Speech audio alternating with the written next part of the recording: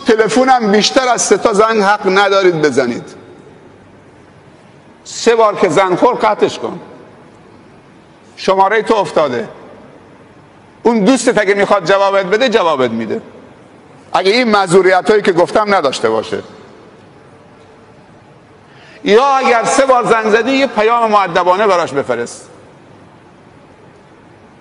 برادرم سلام، هر وقتت آزاد شد اگه اجازه بدید تماس بگیرم.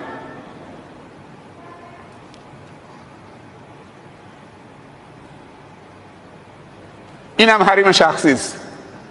تو حق نداری تلفن یک نفر رو 1 ساعت مشغول کنید، 2 ساعت مشغول کنید، 100 تا زنگ بزنید پشت سر هم.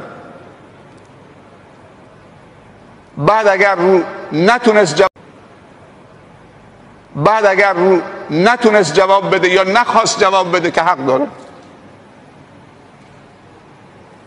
بعد بیاد نفرین بنویسید، بدو بیراه بگید، پیام های تند بفرستید. این آداب هم رعایت بکنید. بعضی از عزیزان فکر میکنن که زنگ موبایلشون رو قرآن بذارن خیلی کار خوبیه، ثواب داره. اصلا ثواب نداره، گناه هم داره.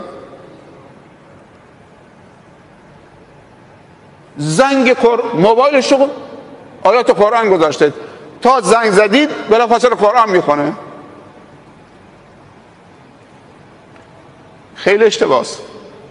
بعضی موسیقی های تون میذارن، اون اشتباس، این یکی هم اشتباس. چرا اشتباس؟